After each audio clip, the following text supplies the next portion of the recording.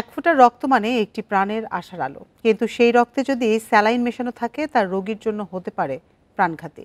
তবুও থেমে নেই এই অপতৎপরতা। রাজধানীর বেসরকারি কিছু ব্লাড ব্যাংক কর্তৃপক্ষ রক্তের ব্যাগে এভাবে দেদারসে মেশাচ্ছে স্যালাইন।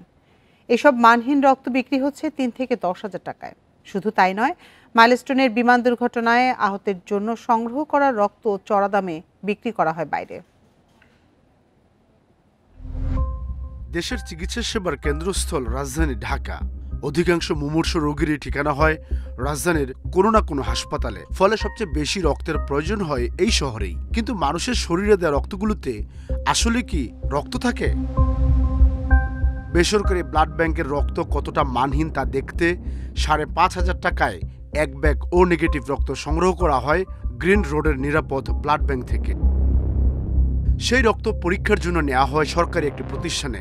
পরীক্ষার পর দেখা গেল ব্যাগে রক্তের চেয়ে স্যালাইনের পরিমাণই বেশি। এটা তো স্যালাইন, জি, এটা মানে স্যালাইন মিক্স।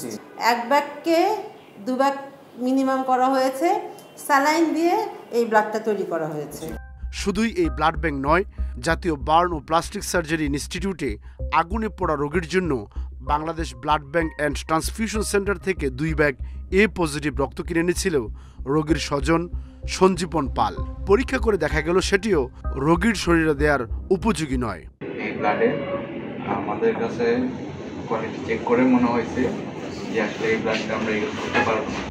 রক্ত দিয়ে কতটা ভয়াবহ বাণিজ্য হতে পারে তা দেখা গেল মাইলস্টোনের বিমান দুর্ঘটনার পর। সেখানেও সংগ্রহ করা রক্ত মাইলস্টোনের রোগীদের না দিয়ে ১৫০০ থেকে ১৮০০ টাকায় বিক্রি করে দেওয়ার অভিযোগ রয়েছে রিদম ব্লাড ব্যাংকের বিরুদ্ধে। ১৮০০ করে দিচ্ছে। হ্যাঁ, ১৮০০ করে। এটা তো বিক্রি করার জন্য আমরা দিই নাই, আমরা দিচ্ছি মানুষের উপকারের স্বার্থে, মানুষের যাতে একজনের জীবন বাঁচে।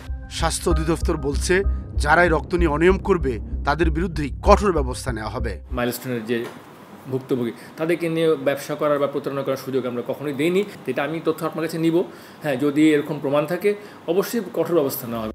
রাজধানীতে প্রায় শতাধিক বেসরকারি ব্লাড ব্যাংক রয়েছে, যার অধিকাংশই মানছে না সরকারের নিরাপদ রক্ত পরিসঞ্চালন আইন ২০০৮।